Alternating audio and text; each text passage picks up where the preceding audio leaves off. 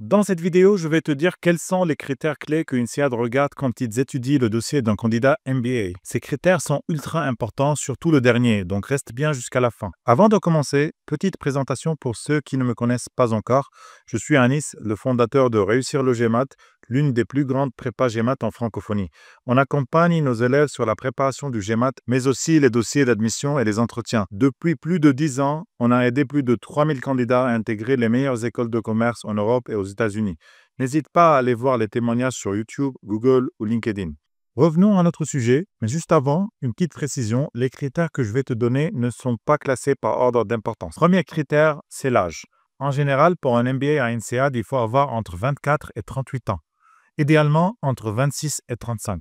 Si tu as plus de 38 ans ou moins de 24 ans, c'est pas impossible, mais c'est rare. Deuxième critère, c'est l'expérience professionnelle. Il faut entre 3 et 12 ans d'expérience au moment du début du MBA. Les stages et l'alternance, ça compte pas.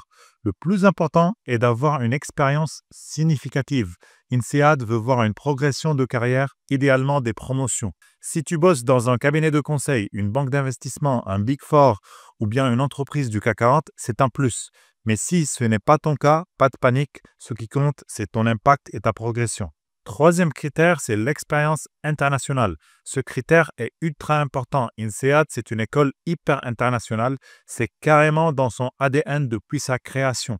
Plus tu as d'expérience à l'international, plus ton dossier est solide. Si tu as toujours vécu dans le même pays, ça peut être un problème. Dans ce cas, essaie d'avoir une expérience à l'étranger avant d'appliquer. Et si ce n'est pas possible, essaie de mettre en avant toute exposition à l'international dans ton travail. Collaboration avec des équipes à l'étranger, projets internationaux, etc. Quatrième critère, le GMAT. Il faut au minimum 575 sur le GMAT Focus, mais idéalement plus de 600.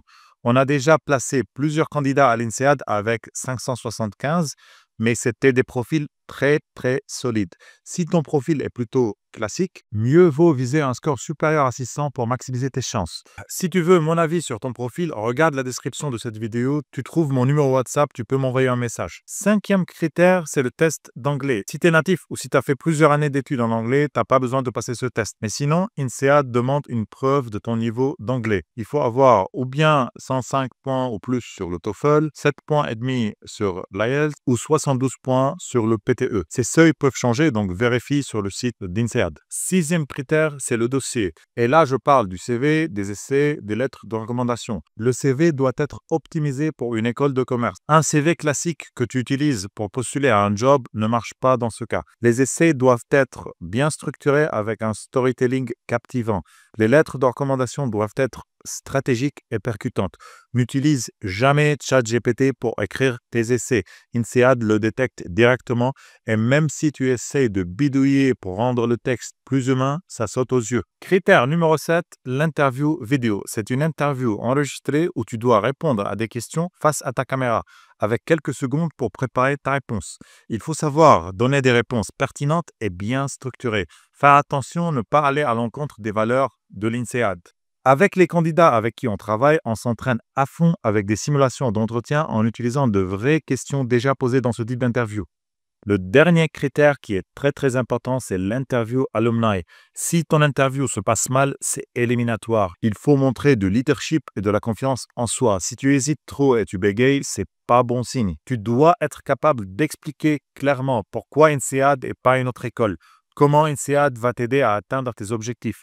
Et tu dois parfaitement connaître la culture et les valeurs de l'école. Parfois, l'intervieweur est cool et ça se passe tranquille, mais parfois, il est super exigeant et il te challenge sur chaque mot. Faut être prêt. Alors, on a parlé des 8 critères essentiels pour être admis à INSEAD. Si tu veux savoir comment obtenir une bourse, abonne-toi, je ferai peut-être une vidéo sur ce sujet. Et si tu veux que j'analyse ton profil, contacte-moi sur WhatsApp et à bientôt dans une prochaine vidéo.